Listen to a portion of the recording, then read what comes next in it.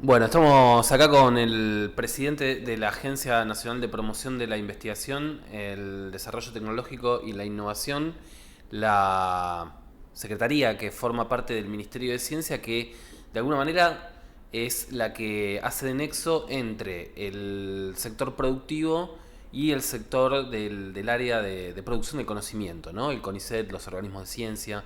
Fernando Peirano, ¿cómo andas? ¿Bien? Bueno, bien, acá estamos, Eduardo, para charlar un poco de este sistema de ciencia y tecnología, muchas veces elogiado, pero hoy también muchas veces cuestionado. Ayer estuvieron en una inauguración que de alguna manera fue como ponerle el moño a una etapa que es el cierre de la pandemia. O sea, presentaron la vacuna Arvac Cecilia Grierson, que se desarrolla entre el CONICET, la Universidad Nacional de San Martín y el laboratorio Pablo Casará. Hicieron el anuncio tras la aprobación de la ANMAT de esa vacuna. Y de alguna manera se cierra de una etapa con la que inauguró el gobierno de Alberto Fernández, que es la de la pandemia, ¿no? Una etapa difícil, pero que tuvo a la ciencia y la tecnología como protagonistas de alguna de esas respuestas. Y ayer apareció, si quieren ustedes ya lo venían mirando, pero aparece la resultante. Eh, ¿Qué lees de eso, digamos? ¿Qué sentís respecto de haber conseguido eso? Y bueno, ¿para qué va a ser útil esa vacuna de acá en más? Bueno, la verdad que es la satisfacción de ante un estímulo negativo, triste, como es una pandemia, ver que ese estímulo generó una capacidad nueva, una transformación que pone en valor lo mejor de la Argentina, que es esa combinación entre la educación, la ciencia, la capacidad de nuestra industria, pues sin la industria argentina y la presencia de un laboratorio hubiese sido imposible. La verdad es un gusto empezar y terminar algo, poder lograr que la ANMAT, un organismo de reconocimiento internacional que todos valoran en el mundo, diga que este producto nuevo farmacéutico es seguro y eficaz, tiene una eficacia incluso superior a otras plataformas tecnológicas a las que tantos hemos hablado del RNA mensajero. Y la verdad ver cómo se fue enlazando todo, porque quizás si nos quedamos solo en la novedad del producto, nos equivocamos, porque el producto quizás viene a completar una oferta que ya existen otras vacunas de clase mundial para atender el SARS-CoV-2, para prevenir el COVID-19. Acá lo que hay una novedad inmensa y un hito es en términos de proceso.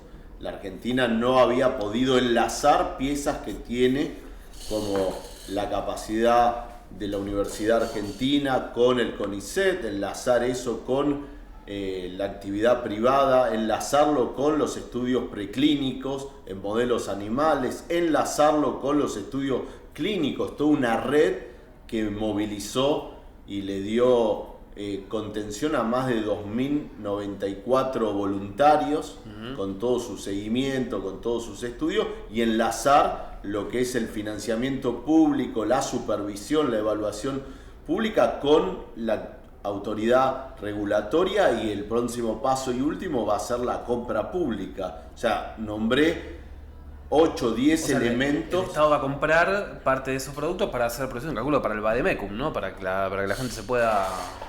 Mira, el año que viene en el presupuesto que se está discutiendo en el Congreso se prevé que tenemos que cubrir a 13 millones de argentinos, darle la posibilidad de protegerse. Son población vulnerable frente a un virus que todavía circula y que es 40 veces más letal que el de la gripe, con lo cual no es algo menor. Hay que seguir protegiéndose frente a este COVID-19 que no está generando el estrago que generó 2 o 3 años atrás, pero que sigue conviviendo con nosotros y va a seguir. Entonces, ¿cómo armás esa campaña de prevención? Tenés un menú de opciones. Hoy ese menú se amplía, no solo son las vacunas que le compramos a los laboratorios internacionales, extranjeros, sino que también tenés hoy una opción, una vacuna argentina, que tiene un impacto económico enorme. Nosotros estamos previendo 13 millones de dosis para el año que viene. lo prevén los ministerios que conforman la comisión que diseña esta estrategia de prevención. Bueno, esos 13 millones de dosis son 400 millones de dólares de importaciones que tenemos que realizar. Claro. En esta vacuna, el acompañamiento a estos grupos, poner en valor esta idea, esta ciencia de excelencia, implicó poner 8 millones y medio de parte del Estado y 7 millones y medio de parte de la empresa. Con 16 millones vos tenés una capacidad que te permite ir sustituyendo importaciones, 400 millones de dólares, o sea, el 2% del costo de comprar vacunas te permite esta transformación y te permite exportar, porque además es una vacuna con cualidades que no tienen las otras, la RNA mensajero. No necesita, por ejemplo, ultrafreezer.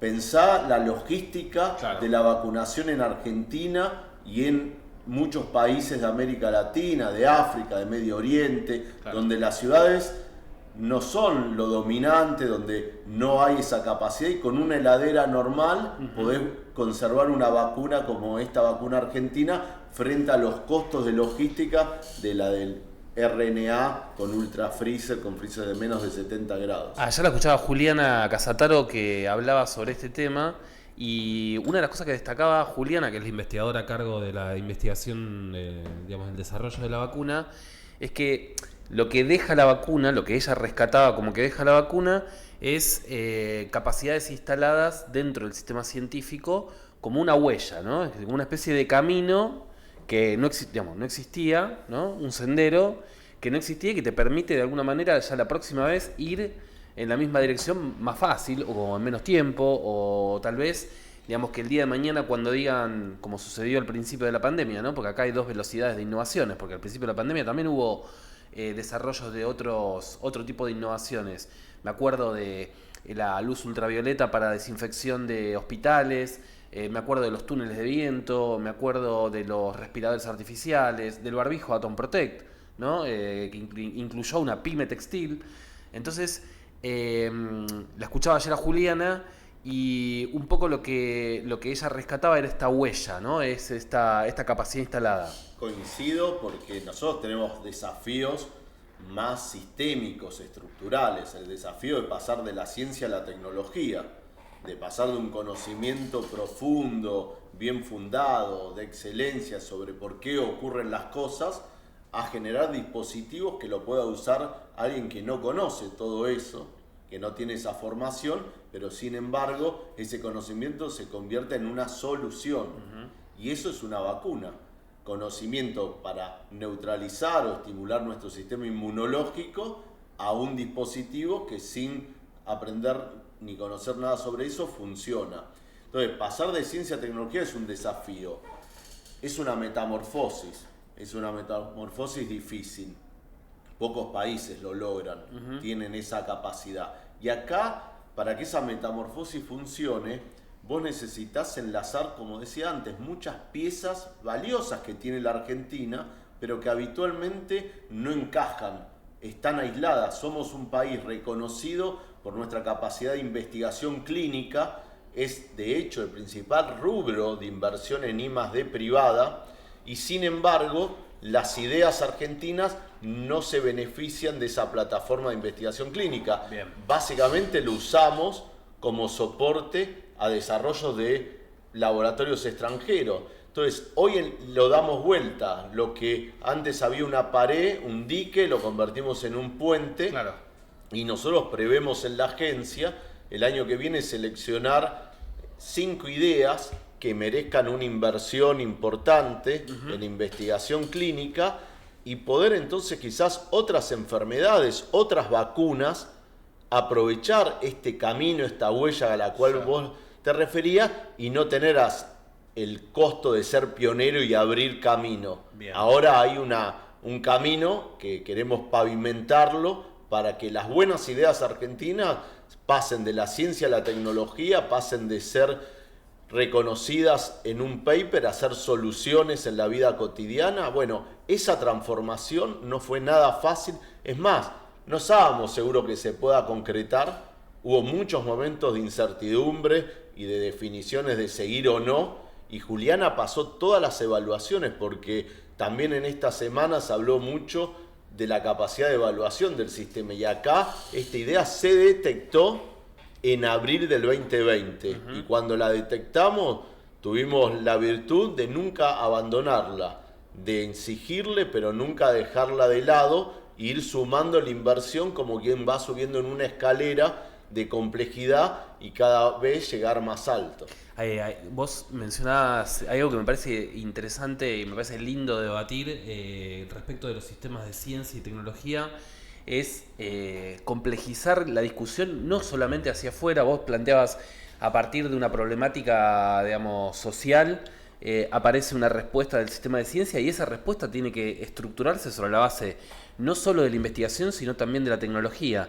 Hay alguien, Diego Hurtado, el secretario de Políticas de Planeamiento, mencionaba esto. Dice, no solo necesitamos un sistema de ciencia, sino además necesitamos un sistema de tecnología. Algo que cuando uno lo menciona en palabras están juntos, pero son tan distintos, ¿no? Y de hecho, en una charla que teníamos con Juliana Casataro también, Juliana mencionaba esto, y a mí me sorprendía porque, digo, Juliana es una investigadora con, digamos, con un montón de banderas propias, ¿no? Digamos, y uno imagina que su experiencia ya está súper caminada, ¿no? Hizo todos los caminos para donde lo tenía que hacer. Y una de las cosas que rescataba de la producción de la vacuna de Arvac, cuando la entrevistaba una vez en la Universidad de San Martín, es que ella aprendió a hacer el paso del laboratorio, digamos, del producto terminado, si querés, el principio activo resuelto, digamos, del laboratorio, cuando el investigador dice, che, acá lo tengo, a pasar a la industrialización de ese producto, que me dice son 7 pasos más, ¿no es cierto? Es así es lo que estamos aprendiendo.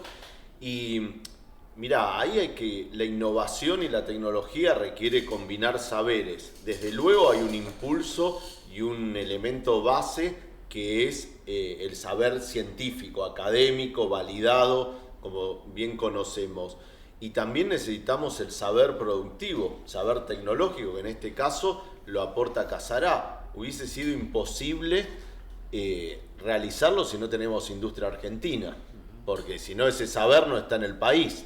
Y nosotros no fue un matching a la primera. Nosotros encontramos la idea de Juliana, ella desarrolla un prototipo que funcionaba en laboratorio, y la llamamos y le dijimos, ¿y cómo lo vas a escalar? Y dice, la verdad no tengo contacto, como la mayoría de los investigadores en Argentina. Claro. Dice, no sé por dónde seguir. Y ahí le dijimos, mirá, vamos a organizarte reuniones con empresas. Ajá. Y hubo una primera reunión fallida, una segunda reunión fallida, no nos desalentamos, le dijimos, vamos a buscar otro laboratorio, y en el tercer turno aparece Casará, que dice, mirá, lo que vos desarrollaste coincide mucho con una línea que tenemos nosotros para clonar esta proteína recombinante que vos generaste. Nos interesa sumar nuestro conocimiento y nuestra inversión, y vamos a poner equipos a hacer esto. Y a los otros, a los fallidos, lo que decís fallido, ¿qué les pasaba? No les interesó el desafío, no tenían la tecnología para hacerlo. Claro. Laboratorios que quizás argentinos que ya estaban con otra vacuna o querían o tenían experiencia, que fue nuestras primeras opciones, pero ese diálogo, esa mesa también es promoción. Claro. Muchas veces la promoción se limita, o en la imaginación incluso de los científicos, la promoción queda atada a otorgar financiamiento. Claro. Pero la promoción es incrementar esa inversión pública generando condiciones, por ejemplo, estas mesas de diálogo, claro, que también hay una falta de experiencia a veces en el investigador de saber proponer, negociar, ofrecer eso, pero es indispensable porque ese saber tecnológico no estaba. Pensemos que la Argentina de hecho tiene un desafío enorme en esta transformación. Hemos sido más conocidos en el mundo, primeramente conocidos en el mundo por nuestra tecnología que por nuestra ciencia. Lo que la Argentina logró con la Comisión de Energía Atómica, lo que logró con el Balseiro, con el INVAP, dominar una tecnología compleja como la nuclear, con sus aplicaciones, no solo energética, sino en el campo de la salud o de los alimentos. Ese es un triángulo excepcional que ha dado enormes resultados radarización, satélites, una capacidad de ingeniería muy importante. Hoy ni más ni menos que el CAREM es posible porque estamos desarrollando esta capacidad, pero que no dialoga todo lo que tiene que dialogar con otra capacidad que viene asociada a 3 premios Nobel, que viene asociada a una recuperación y fortalecimiento del CONICET a partir de los años 2000, porque si vemos las décadas argentinas, las primeras décadas después del peronismo, el eje central estuvo puesto en nuestra capacidad tecnológica y después en nuestra capacidad científica. Y hoy tenemos que pensar que las próximas décadas tienen que ser las décadas donde combinemos mejor lo que es universidad con CONICET, lo que es CONICET y ciencia con industria, con producción, y eso abre lugar a otros actores que están ausentes. Los actores que son las empresas públicas de tecnología, hablábamos del INVAP, de ARSAT y de otras tantas empresas, de agrogenética en La Rioja, capaz que ahí aparecen como sorpresas a veces, y también otros actores, centros tecnológicos, las cooperativas y la industria argentina. Entonces, ese puente se va a hacer también con la participación de actores que hoy no están fortalecidos, pero es una transformación de nuestro sistema científico y tecnológico que debería ser el desafío de las próximas décadas, y deberíamos tener la gobernanza y los indicadores para saber si vamos por un buen camino atrás de este objetivo. Vos, te voy a leer una frase tuya que mencionabas, decís, menos Estado es menos ciencia. Y otra de las cosas que vos mencionabas en otra entrevista es el fin último de un sistema de ciencia y tecnología es mejorar la calidad de vida y que la investigación se exprese no solo en artículos científicos. Este pasaje, ¿no? Lo que llaman el Valle de la Muerte, ¿no es cierto? Sí. El pasaje entre el laboratorio y el sistema tecnológico es algo que están aprendiendo las provincias. Vos recién mencionaste a INVAP. INVAP es una empresa de base de tecnología ya de muchos años, pero mencionaste también agrogenética riojana. Yo te podría decir también Canava en el caso de Jujuy. Sí, así es. Podríamos decir, no sé, FANIOT en el caso de desarrollo de movilidad eléctrica en Misiones. Los gobernadores, digo, te lo pregunto a vos porque venís de la gestión pública, digamos, y de alguna manera vos lo que estás planteando es, tiene que haber más Estado, más inteligente y no menos Estado. Los gobernadores, los intendentes inclusive, ¿no? Digamos, personas de gestión de espacios digamos, muy claves, ¿están aprendiendo la importancia del sistema de ciencia también para la política? ¿O cómo lo ves cuando lo mirás en retrospectiva? Mirá, abrís un gran capítulo, varias cosas sobre eso. Por un lado, este encuentro y esta metamorfosis de la ciencia en tecnología es un ejercicio donde los territorios pueden tener un protagonismo mayor quizás que en un sistema de ciencia puro, donde es una responsabilidad y hay una conveniencia del protagonismo más centralizado del Estado Nacional. Hoy estamos con una vocación y una necesidad de federalizar la ciencia, pero en realidad deberíamos hablar de federalizar el sistema de ciencia, tecnología e innovación, porque estas últimas palabras son las que realmente ponen en valor la oportunidad que pueden generar las provincias. Nosotros hemos visto en varias experiencias de federalización. Las primeras, hace algunos años, pusieron excesivamente el eje en las personas. Era como expedicionarios, mandábamos investigadores a un territorio vacío en términos de capacidad científica y volvían muchas veces, la mayoría de las veces, derrotados por la experiencia, en harapos, claro, porque no habían tenido el acompañamiento, la infraestructura, las condiciones para poder llevar adelante. Es más, incluso enviábamos becarios. Los que están recién empezando tenían la tarea más desafiante, que era constituir las bases, los pilares de un sistema nuevo, de un ecosistema nuevo con eje en la ciencia. Hoy creo que la mirada se ha ido sofisticando, las políticas mejoraron, tuvieron un respaldo concreto en la Ley de Financiamiento Plurianual de la Ciencia, esta ley que nos garantiza un sendero ordenado para llegar hasta el 1% de inversión de parte del Estado en ciencia y tecnología en el 2032. Y esto establece fondos concretos para empezar a desarrollar capacidades más distribuidas a lo largo de todo el territorio en materia de ciencia.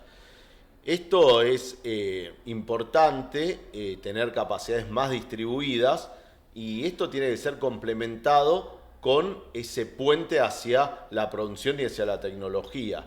Y ahí me parece que hay espacio para empresas públicas, para demanda. Nosotros no vamos a poder transformar el sistema si no tenemos estímulos nuevos. Y los estímulos nuevos implica involucrar a actores nuevos. Entonces, que haya una demanda provincial es muy importante. Si hay un cambio de actitud, hay un cambio de leyes, hay un cambio de flujo de financiamiento, hay un cambio de actores. Nosotros hemos acompañado la conformación, además de las agencias provinciales de Córdoba y Santa Fe, también se han sumado otras 6 agencias provinciales en otras provincias, como Misiones, Chaco, Salta, Jujuy, Mendoza, Neuquén, por nombrar algunas, y la verdad que son nuevos actores. Está toda esta novedad. ¿Qué falta? Más inversión. Claro. Porque la verdad la inversión que hacen las provincias es todavía pequeña. Y hay un debate no resuelto sobre el concepto de la federalización, porque cuando uno va de las ideas a la práctica, las ideas quizás no son todo lo refinadas que se necesitan para conducir la acción. Me refiero, federalización es una coparticipación de los recursos nacionales en ciencia. Coparticipación es una distribución equitativa de la infraestructura del CONICET. Coparticipación, federalización es armar mesas provinciales con todos los organismos nacionales que tienen asiento en la provincia. Federalización son estas capacidades de evaluar y financiar como las agencias provinciales. Bueno, hay muchas interpretaciones sobre qué federalizar, que deberíamos discutirlas y lograr un consenso para tener una hoja de ruta común, una brújula en este camino. Y bueno, esto empezó a gestarse con un COFECIT que tiene otro nivel y otro entusiasmo. Bueno, y esto es un buen punto de partida para todo este camino. Cuando hablas de federalización, hay una imagen que se me viene a la mente, que es INVAP, por supuesto, ¿no? Y cuando uno mira Río Negro, INVAP es un poco autónoma digamos, en cuanto a su gestión, ¿no? Y en cuanto a su organización. Y Río Negro es un poco autónoma. Una provincia que está en la Patagonia, que digamos, se dedicaba a producción de cítricos y, digamos, si querés, a la economía primaria, y que a lo largo de los años fue desarrollando una diversificación de su economía vinculada con la tecnología. Una cosa deslumbrante. Llegás a Bariloche, entras en INVAP y te cambia la mirada de lo que es esa provincia, ¿no? Turismo, agro, y de repente se te aparece, ¿no? Y muchas provincias empiezan a mirar eso. ¿Cuáles son las que empiezan a entender que la federalización también es empezar a autonomizar recursos y también empezar a crear las propias herramientas? ¿En qué provincias empezás a ver ese destello? Mirá, hay provincias que están destacando, ¿no?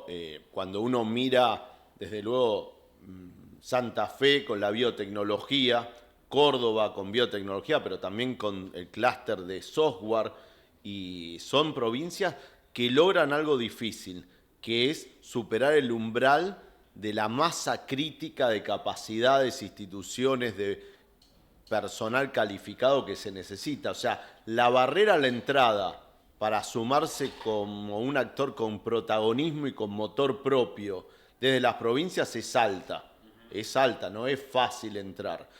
Misiones lo está haciendo a su manera, como decíamos, Chaco también ha tenido un compromiso muy fuerte, Formosa tiene una base ahí justamente en la energía nuclear, con empresas que son interesantes. Dioncitec, ¿no? Sí, exactamente, Dioncitec. Cuando uno recorre Entre Ríos, se encuentra en Oro Verde un núcleo muy interesante. De la otra margen de Entre Ríos, por el lado realmente del río Uruguay, también hay instalaciones muy, muy potentes.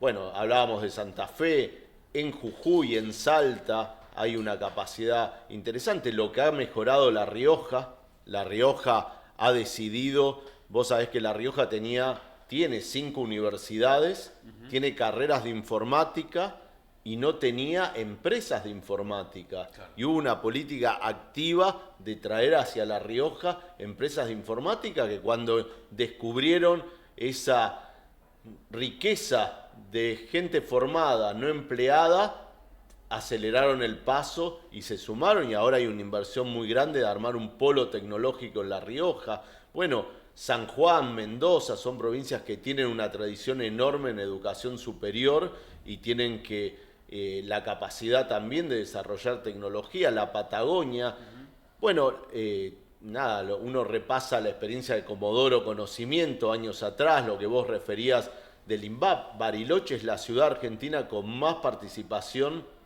de investigadores sobre el total de la población.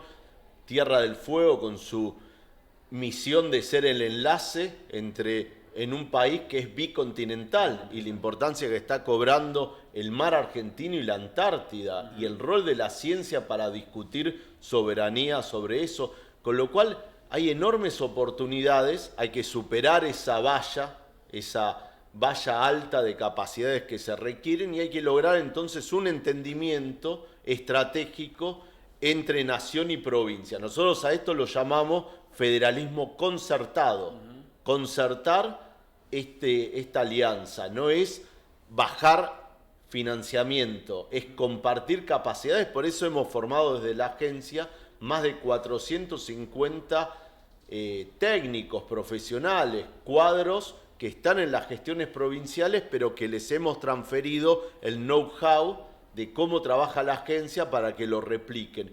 Y cuando las agencias provinciales emprenden esto, también son más pertinentes, pueden hacer que los proyectos recojan mejor las buenas ideas de cada territorio, que las buenas ideas no están solo en Plaza de Mayo, están en todo el país, y la verdad es que también pueden cuestionar algunos requisitos de los procedimientos que tiene el Estado Nacional, que no se adaptan a la realidad de cada territorio. A veces nosotros queremos apoyar a un actor del sector productivo pensando que es una empresa mediana con 3 balances, con empleados, y nosotros nos hemos visto en el desafío de cambiar nuestras reglas para abrirle la puerta a las empresas públicas, a las cooperativas.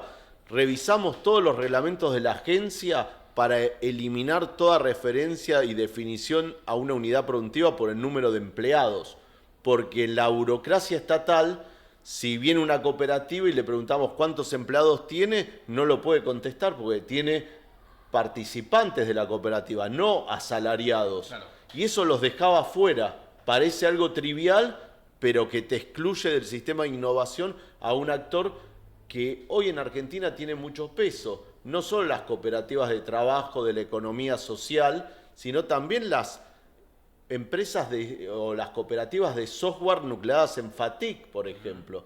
Así que bueno, necesitamos en un sistema que tiene, ¿cuántos? 30.000, 40.000 investigadores, sí, tener 300, 400 dirigentes que puedan llevar adelante la transformación del sistema, la inclusión de nuevos actores, compartir un GPS conceptual y en base a conceptos que no discutimos muchas veces, porque en un país de tanta polarización parece que alcanza con definir si estás a favor o en contra de la ciencia. Claro. Y la verdad necesitamos ir un paso más allá y poder pensar la gobernanza y la transformación del sistema frente a desafíos como vos muy bien recogés. Y cuando ves el escenario del debate, ¿no? Porque el sistema de ciencia tiene algo un poco,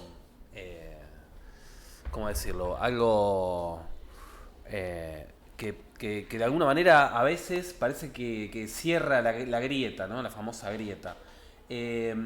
Cuando vos te pones a dialogar con otros actores políticos, cuando vos vas a, no sé, a Córdoba, gobernada por, digamos, un gobernador que si viene del peronismo, no está alineado con la gestión de Alberto Fernández.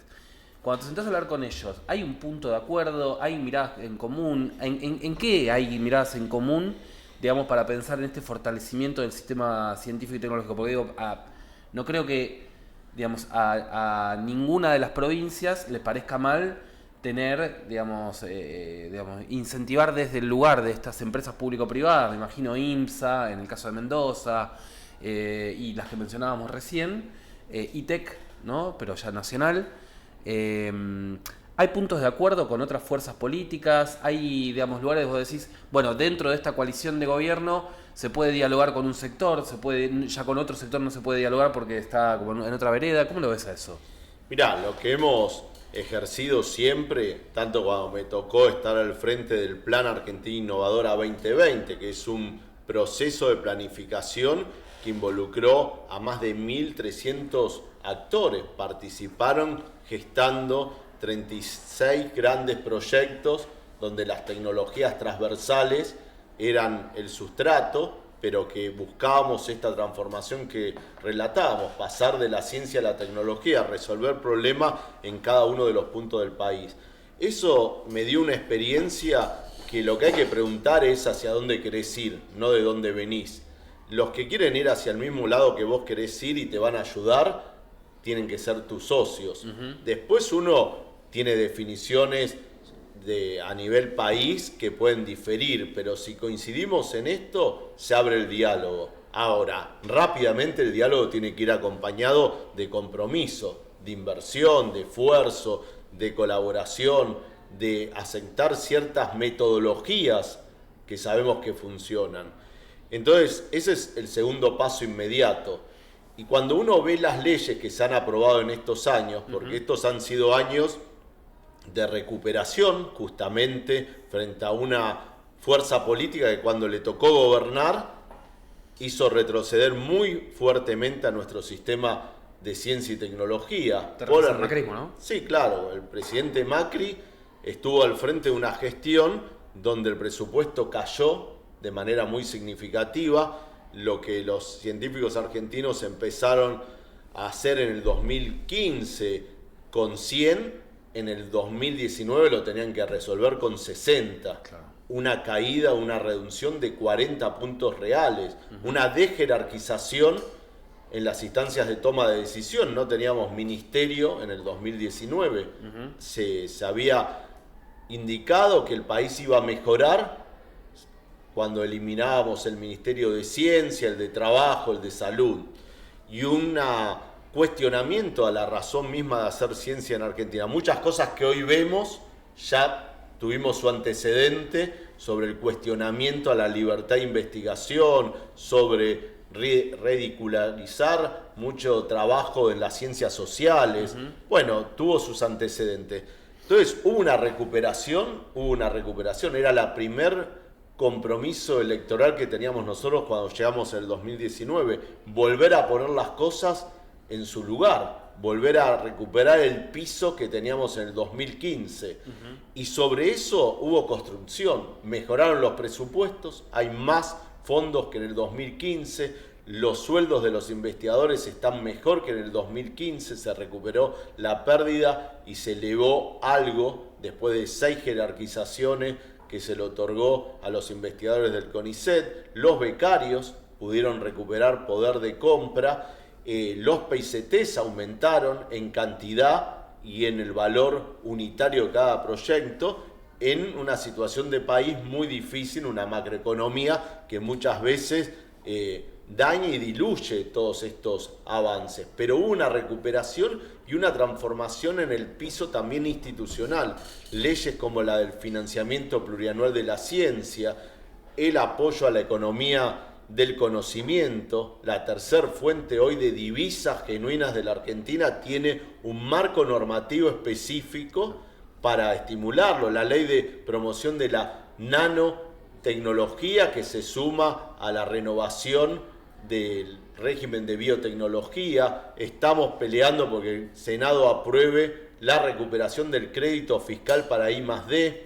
Son leyes con este último logro del Plan Argentino 2030 en Ciencia y Tecnología, que tiene la confirmación legislativa. cuando uno repasa estas leyes, encuentra acuerdos entre las principales fuerzas con representación parlamentaria de coincidencia de que esto tiene que ser algo que trascienda los calendarios electorales, que tenemos que ponernos de acuerdo más allá de quién esté al frente del Poder Ejecutivo. Y eso es muy bueno.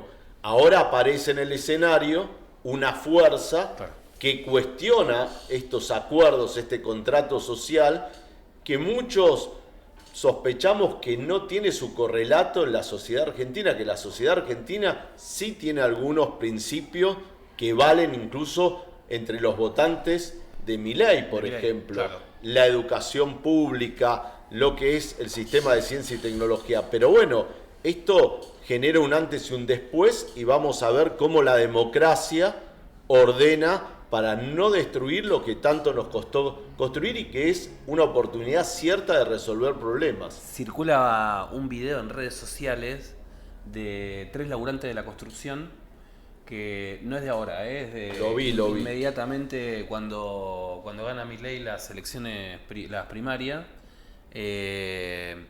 y los 3 justifican el voto a Milei, que lo votan a Milei, lo entrevista, no me acuerdo si es América Televisión, y cuando le dice, no, pero está medio loco con algunas ideas. ¿Con cuál? Dice, no, con eso de que quiere cerrar el CONICET.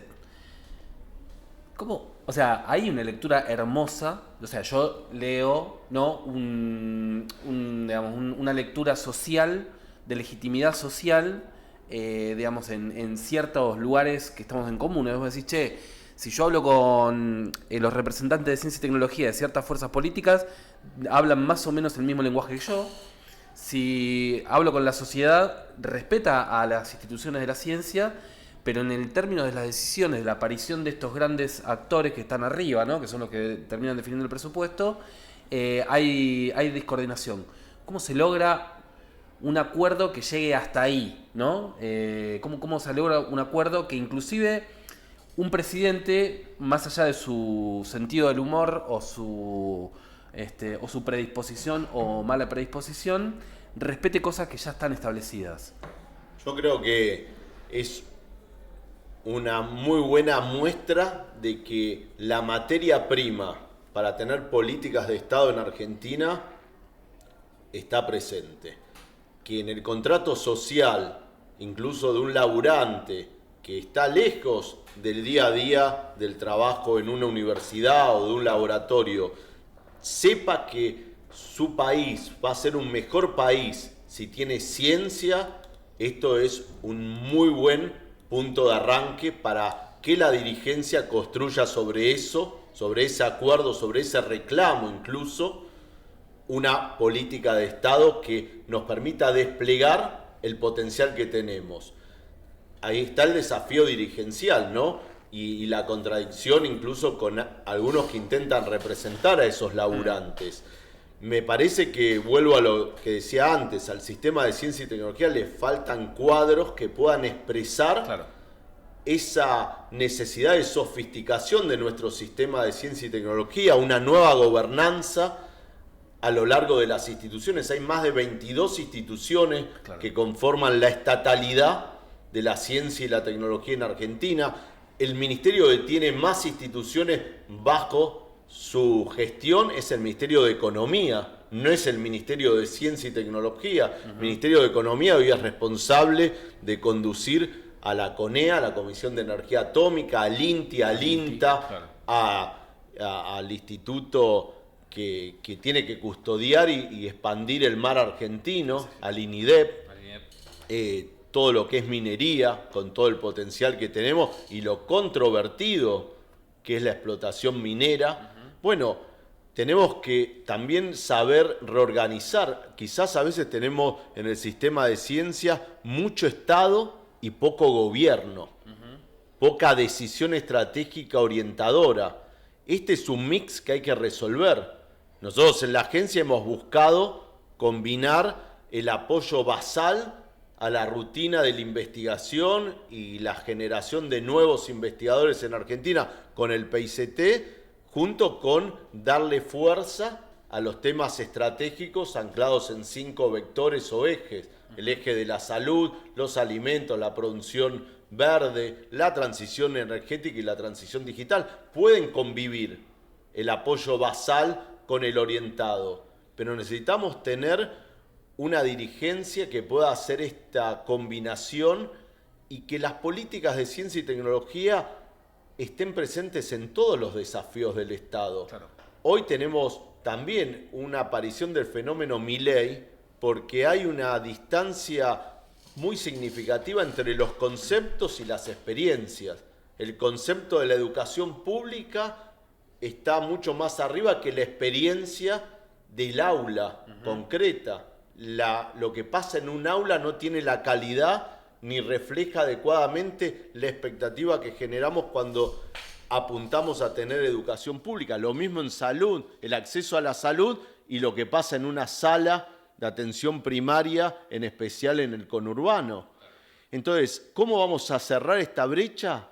Con que también el Ministerio de Salud, el Ministerio de Educación, el Ministerio de Vivienda, de Ambiente, de Transporte, se apoye en la I+D, se apoya en la ciencia y la tecnología. Entonces tenemos un sistema amplio en instituciones, difícil de coordinar, ausencias, porque no están presentes las capacidades donde se las necesita en estos desafíos de política pública, y también tenemos, en este sentido, como decía, mucho Estado y poco gobierno para ensamblar ciencia con tecnología, con ISET, con universidad. Cuando nos jugamos el partido de impulsar empresas de base tecnológica, esto se nota y mucho. Claro. Ahora, uno no puede evitar mirar la región, ¿no? Mirar la región y mirar el afuera. No te digo Estados Unidos, que es un paradigma de años de inversión en ciencia y tecnología, pero ponele países como Israel, países como, digamos, los que, digamos, Taiwán, los que de alguna manera empezaron a pensar en la ciencia y la tecnología como una herramienta para el desarrollo, porque en realidad lo que está atrás de todo esto es el modelo de desarrollo detrás del cual vos te vas al cual vos te vas a subir, si querés, ¿no? ¿Cómo lo hicieron esos países? Supongo que las experiencias son distintas, pero ¿en qué espejo nos miramos para pensar la organización de este sistema, ¿no? O para pensar cómo se tiene que ordenar la política, cómo se tiene que ordenar el sistema científico y cómo se tiene que ordenar también el sector privado con relación al I+D? Bueno, varias cosas frente a eso. En primer lugar, que las dinámicas de desarrollo tienen algo en común, es que no hay una receta única. Depende mucho de tus capacidades iniciales, depende mucho del momento geopolítico, depende mucho de los actores y las coaliciones y los contratos sociales que tenga, marcados también por las experiencias de la historia de cada país. Esto sale de la literatura del desarrollo.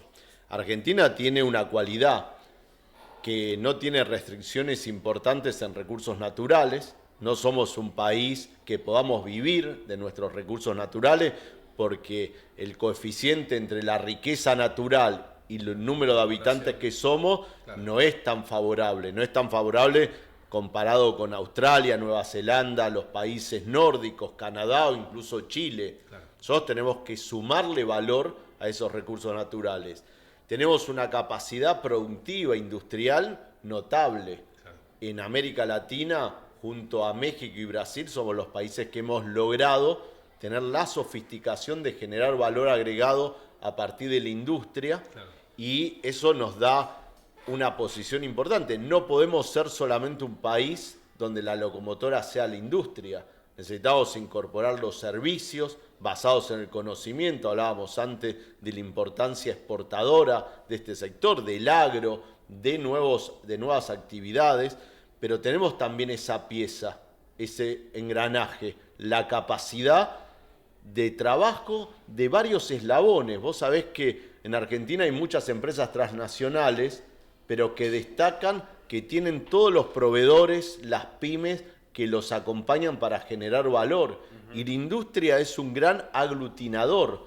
Bajo el techo de una fábrica encontrás desde ingenieros y doctores hasta operarios que tienen la escuela secundaria. Y si eso funciona, tiene un nivel de productividad que permite pagar salarios que siempre son más altos que en cualquier otra actividad económica que tenga un país. Entonces tenemos recursos naturales, tenemos tradición productiva y tenemos un sistema de ciencia y tecnología formidable, reconocido internacionalmente, expuesto a la competencia y que salimos bien parados. El CONICET lidera hace años los índices más exigentes en términos de publicaciones y es la institución más importante de Iberoamérica y está entre las 100 más destacadas. Nuestras universidades, bueno, realmente ahora el desafío es ensamblar esto para abrir las puertas al desarrollo. Necesitamos justamente enlazar esto y abrirlo. Y también hay masas críticas a respetar. Necesitamos llegar a un umbral, el 1% de inversión pública es muy importante, porque a partir de ahí se desata una carrera, la carrera de la última milla, que es la que le gusta jugar a la empresa privada. Claro. La empresa privada es temerosa de los riesgos que implica desarrollar una idea científica o tecnológica desde el vamos. Se quieren acoplar a ese tramo final donde ellos le pueden dar el enlace con el consumidor, con los mercados. Claro. Y tenemos también que sumar más actores, porque si queremos tener un sistema más enlazado entre ciencia y tecnología, y entre tecnología y producción, como es el caso del recorrido que señalábamos antes de la vacuna, nos faltan facilities, nos faltan infraestructuras, claro. Instituciones como tiene Alemania, especializadas en la transferencia, el Instituto Fraunhofer. Claro.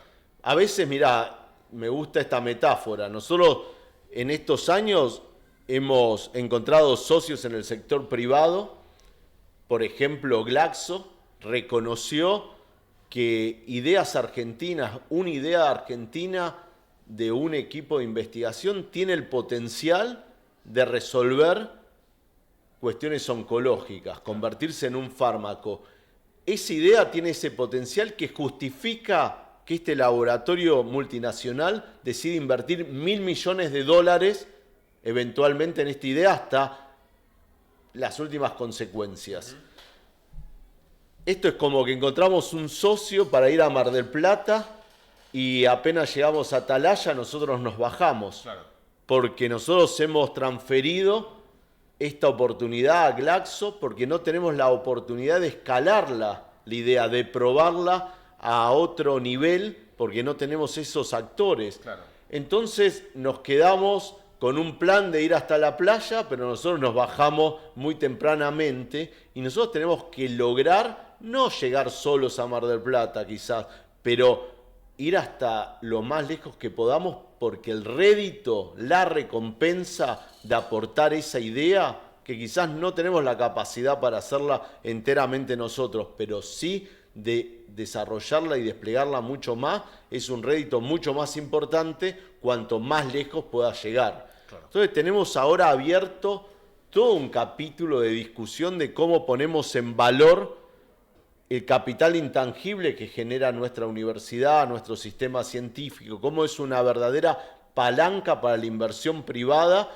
y cómo nos previene de modelos productivos que son extractivistas, que dejan poco en la Argentina. Si no vamos a ver, si no enlazamos recursos naturales, producción y conocimiento, vamos a ser testigos de cómo Vaca Muerta sale por nuestras fronteras. O el litio, ¿no? O el litio, o el hidrógeno, claro. O la biotecnología, la capacidad de generar proteínas que tenemos. Bueno, hay una reconfiguración de nuestra microeconomía que nos tiene que encontrar con las herramientas para ser protagonistas desde el valor agregado. Y ese es un desafío muy claro que tiene el país para transformarse, que es lo que vos preguntabas, desarrollarse. Bueno, hay una empresa que nosotros no mencionamos, pero que está dentro de este esquema del que vos estás planteando, que es la Unilib, ¿no? La empresa de fabricación de celdas y baterías de litio, en la que está, digamos, implicada, no, pero sí, está, digamos, que tiene injerencia el que fue ministro de Economía, Roberto Salvarezza,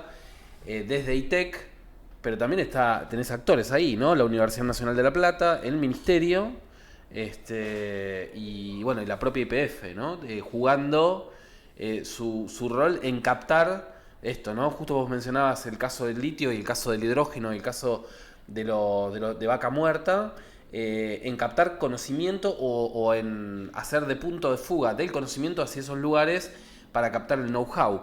Los países desarrollados, esto es un ABC que lo tienen recontra súper aprendido, ¿no es cierto? Es así, es difícil. Mirá, la agencia tenemos hoy, habiendo después de 4 años, aprobamos 8.700 proyectos, transferimos al sistema más de 135.000 millones de pesos.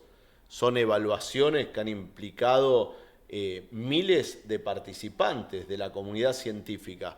Pero esta foto general no permite ver que hay 3 modelos de evaluación y de definición. Ajá. Uno es el del PICT, donde viene un equipo de investigación y trae una hipótesis que necesita confirmarla o rechazarla. Y eso es una evaluación donde no preguntamos tanto a dónde quiere ir, sino cómo lo va a hacer. Si lo va a hacer apegado al método científico, hay que apoyarlos, desde luego. Hay que exigirles, pero apoyarlos desde la rigurosidad, que sea un ambiente favorable para que se formen nuevos investigadores. Ese es un carril. Un segundo carril es el carril donde vos tenés que poner los pies en un dominio tecnológico, lo que vos referías. Hay que abrir la caja negra, la caja enigmática de cómo se hace una batería de litio. Tenemos que subsidiar el conocimiento que se genera a partir de la experiencia de probar fabricar baterías de litio, claro, porque es la única manera de aprender eso. No hay otra manera. Entonces, quizás el grado de innovación de ese proyecto no es muy alto en el contexto internacional, pero para nosotros es clave. Lo mismo con hidrógeno, con aerogeneradores, con otras fuentes de energía, con algunas cuestiones de la biotecnología. Experiencia tecnológica para aprender y crear capacidades. Ese es un segundo carril que tiene la agencia al momento de evaluar. Y evalúa con otros criterios. Acá no valen tanto los papers y los antecedentes. Claro. Acá vale más qué te propones hacer, qué capacidades vas a generar, el producto, pero el método, como hablábamos de la vacuna. Es interesante tener ese producto como opción, pero también es muy importante y destacable el camino recorrido. Claro. Y el tercer carril es un carril más novedoso, reciente si querés, es que reconocer que la ciencia puede tener impacto a través de los papers, dar a conocer una novedad, a través de la transferencia tecnológica y el dominio tecnológico, y también a través de convertir ideas en nuevas empresas, en nuevos productos, en nuevos procesos. El camino de las empresas de base tecnológica. La Argentina tiene casos de éxito en los 3 carriles, por eso tenemos que avanzar en las 3 direcciones o en simultáneo. Y hay que ordenar un poco los incentivos, porque lo que se necesita como motor en uno no es lo mismo que en otro, y el cambio de carril que hay que favorecer en las proporciones adecuadas es un ordenamiento del tránsito sofisticado que una agencia de promoción, un ministerio, por ejemplo, debería saber conducir. Y las instituciones de ciencia tienen que estar muy claro cuáles son su misión. El CONICET, ¿cuál va a ser su principal carril? Que lo haga bien. El INTA, el INTI, la CONEA, ¿en qué carriles y de qué manera van a recorrer este camino? Eso es básicamente los desafíos importantes sobre lo que tenemos que conversar y que queda opacado cuando llega Milei y dice hay que privatizar el CONICET, porque nos tenemos que refugiar en una conversación muy de principios básicos que nos anula la posibilidad de sofisticar esta mirada, o cuando hay experiencias como la de Macri, que cuestiona todo, desarma, desmantela y que después tenés que volver. Si solo hubiese dejado estancado el sistema en el 2015, si hubiese entregado su gobierno sin ninguna mejora, con la misma foto que recibió, con todo el esfuerzo que se hizo del 2019 al 2023, miren todo lo que hubiésemos mejorado, claro, y transformado. Pero bueno. Es como hablar con un terraplanista, porque lo que vos estás planteando es la discusión del otro lado, es tan oscurantista digamos, están eliminar la ciencia, están, bueno, lo escuchaba la vez pasada, no a Milei, que digamos que no tiene los pies puestos dentro del sistema científico, pero el que, digamos, la persona que él elige, que iría al CONICET en caso de que él gane la presidencia, mencionaba que los investigadores tienen que autofinanciarse, digamos, desconociendo algo que incluso hay una autora, Mariana Mazzucato, que menciona respecto de los sistemas de innovación de los países desarrollados, incluso Estados Unidos, en los cuales ella dice, la etapa inicial de la investigación, vos corregime, ¿no? Que un poco el esquema de gestión tiene esa lectura, según lo que vos estás contando. En la etapa de inicio de los primeros años de la investigación básica, 20 años, 25 años, el Estado norteamericano, eso menciona Mariana Mazzucato, es el que invierte en 40 laboratorios. Dicen, bueno, quiero desarrollar la microelectrónica, voy a invertir durante los próximos 20, 30 años en estos laboratorios. A partir de ahí, después de 30, 40 años, aparece esto, ¿no? Aparece el teléfono. O sea, y cuando esto se convierte en un producto comercializable, aparecen las empresas que te dicen, no, yo te lo voy a transformar en otra cosa, y a partir de ahí, digamos, dan el salto.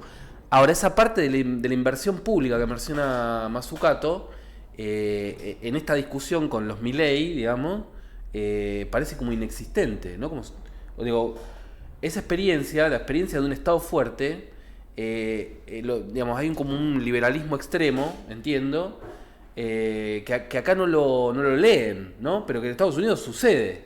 Mirá, Milei, cuando tuvo que dar alguna precisión sobre política científico-tecnológica, habló sobre cómo estaba impactado por la experiencia de Israel en su desarrollo y la importancia de un libro, Startup Nation, que cuenta la transformación de Israel en este sentido. Me parece que solo leyó la contratapa, porque nada de lo que se recoge en ese libro es lo que él dice. Claro. La fórmula que tuvo Israel es una fórmula donde el Estado jugó un rol protagónico, donde se financió todo lo bueno, y siendo un país con más recursos se puede dar un lujo que nosotros a veces no nos podemos dar, que nosotros tenemos que financiar lo mejor, no todo lo bueno. Hay una diferencia. Es como que nosotros armamos un orden de mérito y solo financiamos a los que están más arriba, no a todos los que aprobaron el examen. Claro. Y esto es lo que hace Estados Unidos, Israel y otros países con recursos abundantes. Financian todo lo bueno. Claro. El Instituto de Salud de Estados Unidos otorga 50.000 subsidios al sistema de investigación norteamericano. Hay más de 300.000 investigadores en torno a las agendas de salud del Estado norteamericano. Claro. O sea, es como si la mitad de los investigadores de la Argentina tuviera, investigadores y becarios, tuviera un subsidio para investigar, ¿no? Tuviesen garantizado. Es más, porque eso es el Instituto de Salud. Pero si vas al equivalente de la institución que financia la ciencia básica, la National Science Foundation, otorga otros 50.000 grants a investigadores, involucra más de 300.000. El Departamento de Energía de Estados Unidos tiene 7 laboratorios de I+D. Entonces, esos países hacen apuestas múltiples y tienen un sistema de selección mucho más abarcativo y quizás hasta menos competitivo que el nuestro. Claro. Porque son países ricos. Los países que no somos ricos tenemos que agudizar el sistema de evaluación para quedarnos con las buenas ideas y tener menos apuestas pero más efectivas. Claro, o sea, más ciego el sistema de ellos en cuanto al destino de los fondos. Es más generoso. Claro. Todas las líneas se pueden abrir. Argentina, dentro de todo, es una ecuación asombrosa porque con pocos recursos tenemos 1.200 investigadores cada millón de habitantes, mucho más que Brasil, que tiene 800, que México, que tiene 500. Somos la plataforma de I+D más amplia de toda América Latina. Tenemos equipos en todos los temas relevantes, pero esos equipos avanzan y están al tanto y son competitivos a nivel internacional con muchos menos fondos por investigador que lo que ocurre en otros países. De hecho, este es un parámetro que tendríamos que empezar a mejorar y rápido para avanzar con eso. Pero vuelvo a la idea del rol del Estado. La experiencia de quienes dicen tener una visión más pro mercado es una visión de falta de diálogo con las empresas. Cuando hablas con las empresas quieren una mejor ciencia y quieren una inversión pública que llegue hasta cierto umbral para recorrer esa última milla, ese último kilómetro donde ellos toman protagonismo. La división en la historia reciente de los últimos, más bien diría de los 150 años, es así. Cuando vos hablás con el sector privado y para el sector privado el proyecto es imposible de realizar, la iniciativa estatal es clave. Claro. No hubiésemos llegado a la Luna como humanidad, no hubiésemos descifrado el genoma humano, no estaríamos hoy llevando adelante una transición energética si no es por la iniciativa estatal, claro, que resuelve desafíos que para las empresas son imposibles, claro, imposibles de imaginar y de financiar. Ahora, si las empresas te dicen que eso es posible, pero la solución que generan no llega a quien la necesita, porque quien la necesita no la puede comprar, el mercado no funciona. Claro. Tiene que haber una política pública que vincule desarrollo científico-tecnológico con resolución de necesidades. Claro. Entonces hay un rol también del Estado ahí. Ahora, si las empresas, el sector privado, te dice esto se puede resolver y la solución la puede comprar quien la va a usar, ahí el Estado no tendría que hacer nada. Claro. Pero de 3 escenarios posibles, en 2 el protagonismo del Estado es muy grande. Uh-huh. Y en el tercero, en todo caso, las regulaciones, subir la vara, ser más exigente, congeniar distintos objetivos, el de la producción y el cuidado del ambiente, es lo que mueve también a ese tercer escenario con un rol del Estado. Entonces, la verdad que esta es la fórmula que aplicaron los países que se han desarrollado.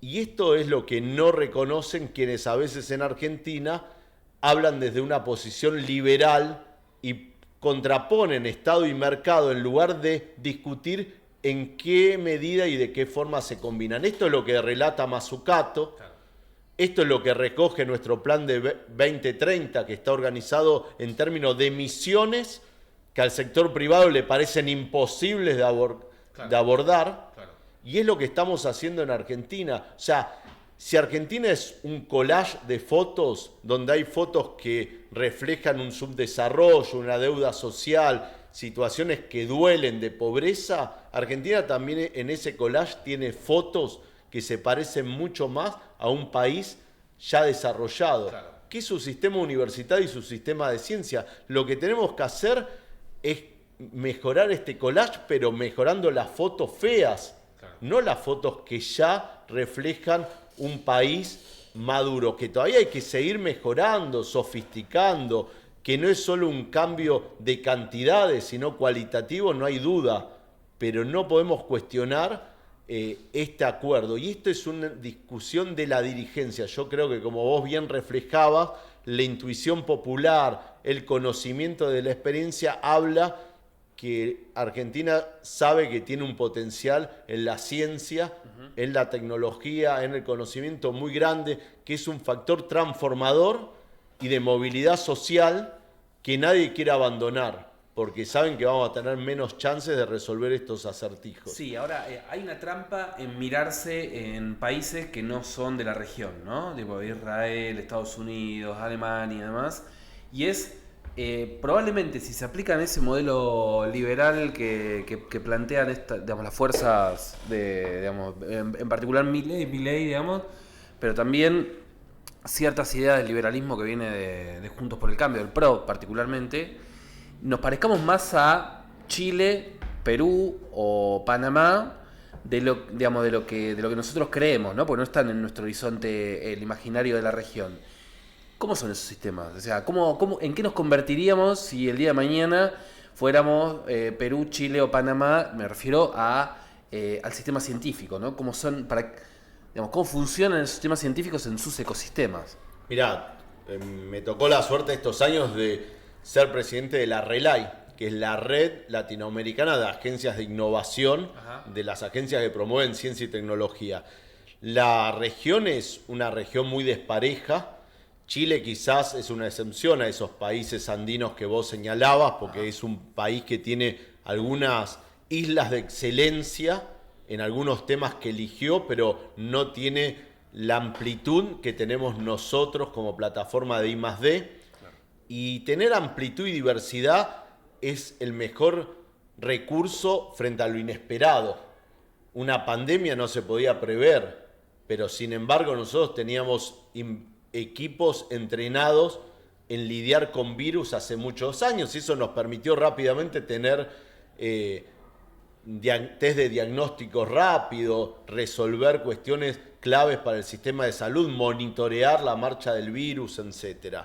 Entonces, Chile es un sistema ordenado, con incentivos muy fuertes hacia la publicación y con una gran frustración, porque los colegas chilenos me decían, ¿cómo puede ser que ustedes, con esa macroeconomía tan desordenada frente a nuestro orden, sean la cuna de los principales unicornios de la región? Empresas basadas en el conocimiento que tienen una valoración de mercado enorme. Bioceres, Satellogic. Exactamente, de e-commerce, Globan, claro, etcétera.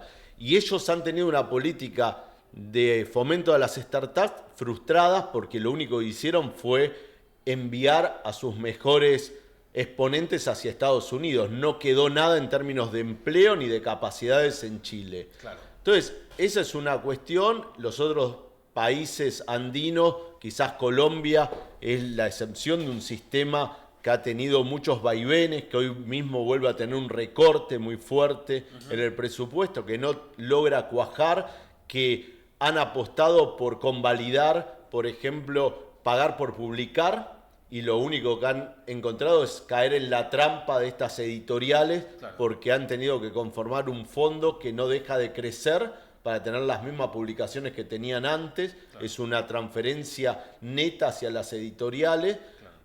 Es un buen ámbito de formación de científicos, pero no logra pasar a ser un sistema. Claro. Y bueno, y la verdad que queda muy poco. Y son países que tienen desafíos en la debilidad de sus políticas públicas muy grandes. Claro. Nosotros todavía tenemos la chance de tener el motor propio de la transformación y el desarrollo. Claro. Ahí el rol de las políticas públicas es clave. Yo a veces uso esta metáfora que todos aprendimos en la escuela de la metamorfosis de la mariposa. Empieza como un bichito, una larva, y en esa capacidad de transformación de la metamorfosis, las políticas públicas son el caparazón, ese capullo que le permite y le da tiempo y protección para que la larva se convierta en mariposa y despliegue sus alas. La política pública no es el protagonista, claro, en esa transformación, pero tiene que ser ese concepto, esas condiciones beneficiosas para que esa metamorfosis se haga y no se haga a cielo abierto. Claro. Hay algunos que lo pueden hacer, pero son los menos. Claro. Lo veíamos a Gabriel Rabinovich, que logró recorrer desde una tesis de doctorado a lo largo de su carrera hasta llegar a poner en marcha una empresa de base tecnológica.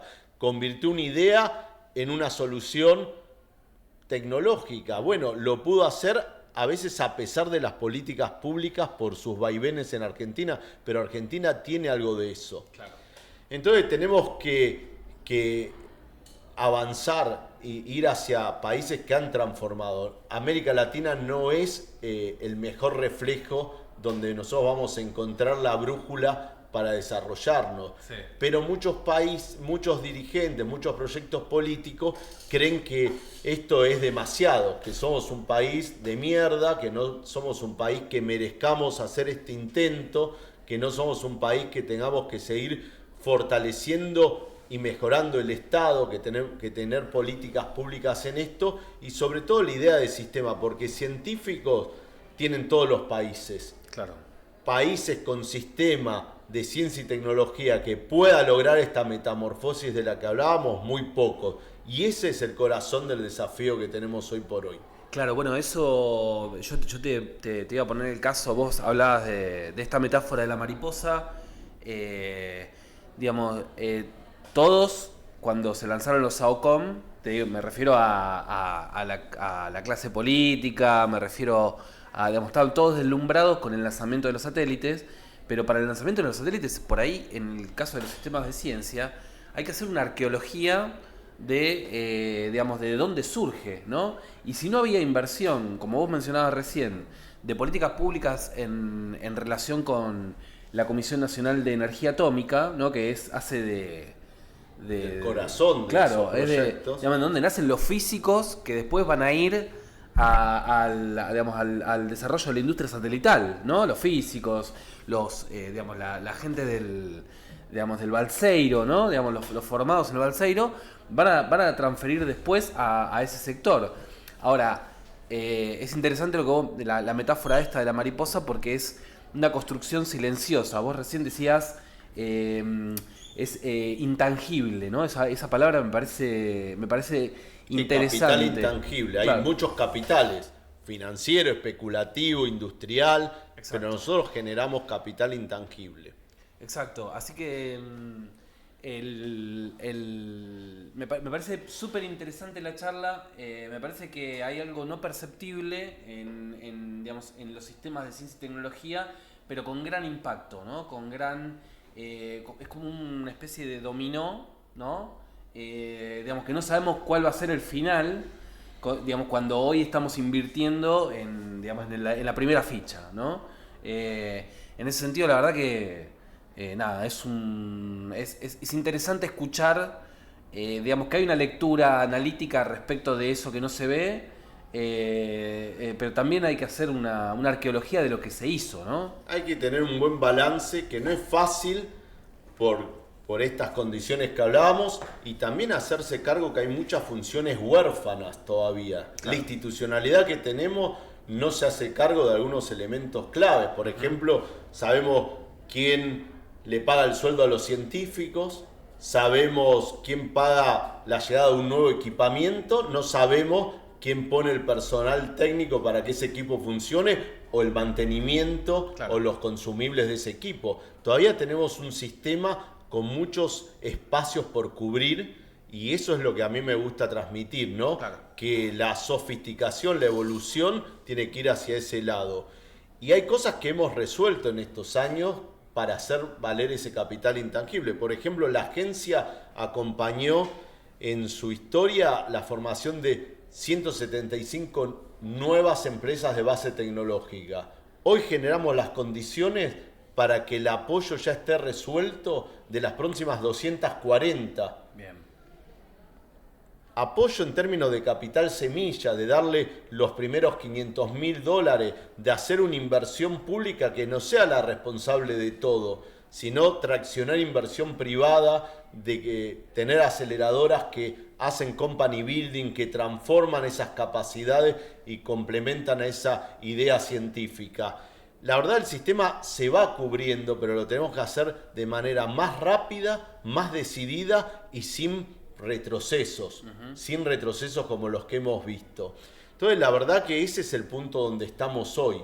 Un punto donde sentimos el viento en la cara de quien avanza por el camino, pero también sentimos el temblor en los pies de quien viene a cuestionar un piso más alto, claro, con más institucionalidad, con mejores leyes, pero que también apunta a derrumbarlo todo con la excusa de la frustración que tienen algunas agendas en la Argentina. La verdad que es un momento bisagra, un momento donde necesitamos reafirmar que lo construido no lo podemos cambiar, pero no desmantelar, y donde tenemos también el desafío como sistema de ciencia y tecnología, como sistema universitario, de formar dirigencia que pueda ensamblar lo que ocurre con su complejidad en un laboratorio con la otra complejidad que es ganarnos un espacio en las prioridades políticas y lograr los consensos sociales, de transformar esa opinión que vos resaltabas,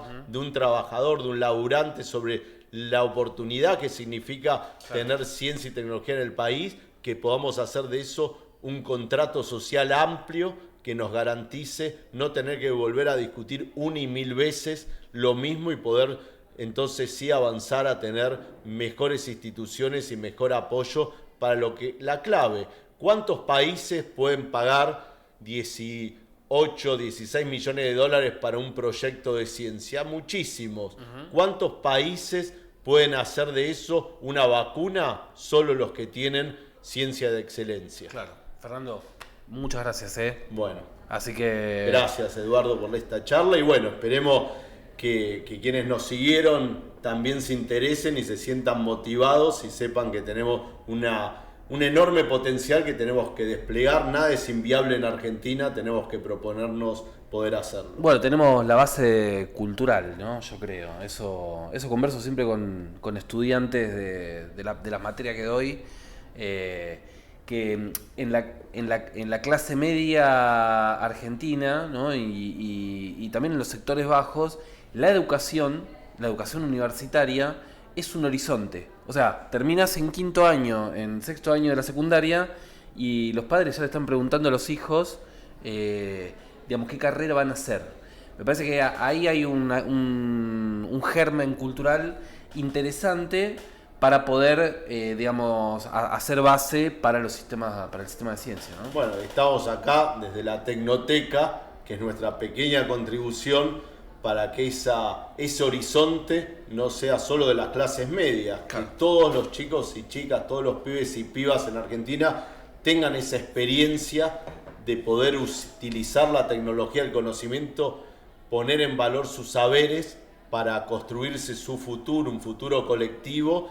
Y bueno, la Tecnoteca es esto, estamos acá justamente en Tecnópolis, en una de las tantas sedes que tiene hoy esta red de Tecnoteca, y también combinar todo eso con los premios que hemos dado en estos años a las pymes innovadoras argentinas, porque no son todas, pero también tenemos pymes que apuestan por la innovación, que hacen del conocimiento su motor y son también un buen complemento y un eslabón para que esa vocación que vos señalás tenga viabilidad y que sea realmente un proyecto de vida.